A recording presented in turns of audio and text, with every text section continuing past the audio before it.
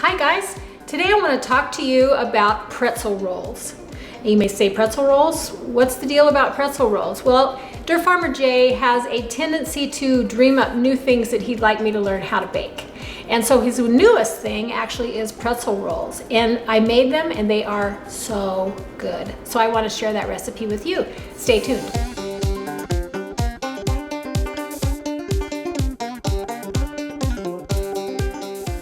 The first thing we're going to do is mix our dry ingredients together. So in my KitchenAid mixing bowl here, I have 4½ cups of flour, I have 1/4 cup of dried milk powder, and I have 2 teaspoons of yeast. The second thing we're going to do is get our wet ingredients together. I make bread every week for the bed and breakfast that we have, and I've learned over this time that making bread requires everything to be at a certain temperature. And so if you activate the yeast at the right temperature, things will go well. If it's too hot, you'll kill the yeast and your bread won't rise. If it's too cold, the activation won't happen. So the first thing that I do, we're gonna mix some water and unsalted butter. Always unsalted butter, because you want to be able to control the amount of salt that you're putting in. And if you get salted butter, you just don't know what you've got. So the first thing I do is I'm going to put 2 tablespoons of unsalted butter into the pan. I'm just going to let it get hot and melt there a little bit. Then I've got 1 3/4 cups of water, and I've got salt. So it's important to get the butter almost completely melted before you put the water in, because the coolness of the water will start to solidify the butter again. So we're going to put in the water and the salt, and then we're just going to stir that up a bit. And I'm going to put this thermometer on the edge of the pan, and we want to heat it to at least 100 degrees. 105 is even better than 100. Don't go over 105 or you will kill your yeast. If you are less than 100, you won't activate your yeast.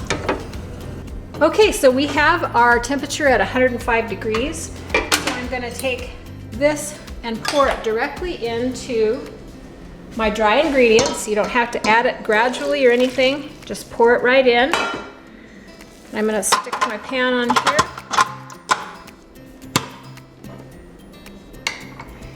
And then we're going to turn it on to the second speed if you have a KitchenAid, and start the kneading process with the dough hook. Now if you don't have a KitchenAid, I feel really sorry for you, because what you'll be doing right now is mixing it with your hands and kneading it for about 10 minutes. So if you don't have a KitchenAid, ask Santa for one this year for Christmas. And you can see in here that right away the wet starts to pick up the dough, pick up the dried ingredients, and form it into a dough. Now our goal is to get that to be all incorporated so that the sides of the bowl are absolutely clean and all the dough is stuck to the dough hook as it goes around. That'll usually take somewhere around maybe 5 to 10 minutes. We'll be able to tell after it all comes together whether or not we've got a little bit of a too dry dough or maybe a little bit of a too wet dough, and then we can adjust with a dab of flour or a little tiny spoonful of water to get it to the right consistency. But you have to wait until all of the flour comes off of the side of the bowl and it's incorporated, and then we're going to start timing and we're going to let it knead for 10 minutes. While I'm waiting for the dough to all come together, I want to get my oven on because we're going to let the dough rise for an hour. So I usually put my oven at about 330 or so, 325, and just let it warm up. And then the other thing we're going to do is grease a nice roomy bowl so that as the dough's rising it won't stick to the sides of the bowl. Just take a little bit of Crisco or butter, whatever you want to use, and just slap it around in there and get it all greased up. You'll also want to have a dry towel or maybe like a a cloth napkin or something to put over the top of the bowl while it's rising. And once we get the dough in there, we're just going to set it right on top of the stove here and let that warmth from the oven help it rise really well. So you can notice here now that it did come together, but now it's starting to stick to the bottom of the pan again, which means that it's a little too wet.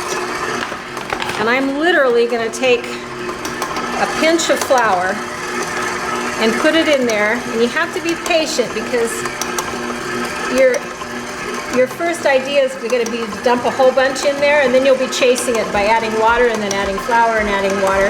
So we're going to see what that little bit does.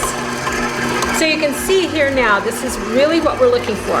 We're looking for all the dough to be on the dough hook, and it'll actually start climbing up the dough hook and then fall back down. And that kneading process is really important. You need to let it knead that full 10 minutes. So we have about 59 seconds left now on our timer, and you can see in here that the dough has totally changed. It's not, you can't see individual pieces of it at all anymore. It's all come together really nicely, and you can see the elasticity in the dough, how it's just kind of stretching around back and forth. This is going to be a great batch. Okay, our 10 minutes of kneading is over, so I'm just going to turn it off and get it out of the pan here.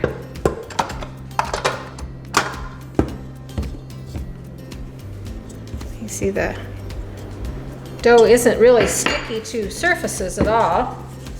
You want your dough to be slightly sticky. If it's not sticky at all, it's probably going to be dry. And so we're going to just put it in there, cover it up, and I'm going to put it on top of the stove for an hour. Okay, it's been an hour, and we've let this rise, and you can see that it's more than doubled in size. It's really nicely risen here. I've gone ahead and turned my oven up to 400. That's what we're going to use to bake at. And then I've also pre-done the water that we're going to use to actually boil our pretzel rolls in. It's 8 cups of water with 1/4 cup of baking soda and a tablespoon of salt. Okay, so I've got it pre-warming as well. So what I'm going to do over here is we're going to take this dough out. Of course, you're going to want to have nice clean hands, and you can see just how pliable this dough is. It feels really good. It's really soft and nice. So we're going to divide it into 10 pieces. We're going to make 10 pretzel rolls out of this. So what I usually do is just cut it down the middle, sort of in half, and then I'm going to try to make 5 even pieces. That wasn't too good. Maybe here, here. The ones in the middle need to be narrower because they're fatter. We're going to make 10 pieces and then just form them into a little ball like this and set it on the cookie sheet.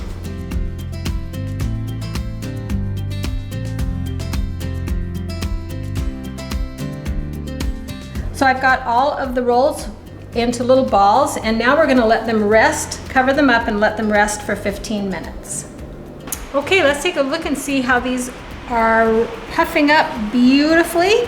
So what we're going to do now, and this is sort of the weird part about this recipe, is that you wonder where the pretzel taste comes from. I think it comes from the baking soda and the salt that we're going to boil these in. So let's go over here to the stove. I have 8 cups of water and baking soda and salt boiling in this pan. I'm going to turn it up so it gets up to a nice rolling boil. And then we're just going to drop these in into the water. I'm going to boil them 30 seconds on each side.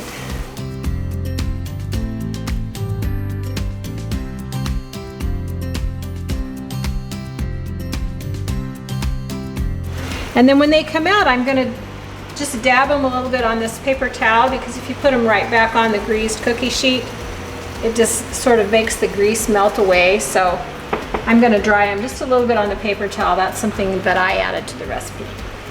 And just going to take them out, kind of just touch them down on the paper towel a little bit, put it back on the cookie sheet.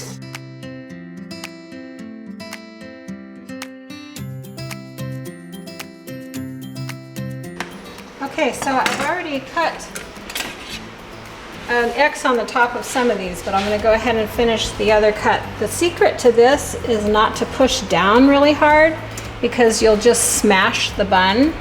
So you need to just sort of lightly let the knife do the cutting to make an X on the top of each one. And the more coarse knife you use, the better. And then we're just going to sprinkle a little bit of, this is Morton sea salt, coarse sea salt. Sprinkle a little bit on the top of each one. Just like that. And then we're going to pop them into a 400-degree oven for 24 minutes.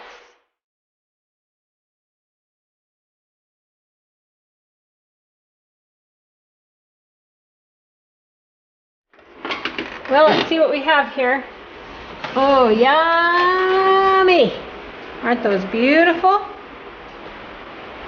And the smell is out of this world.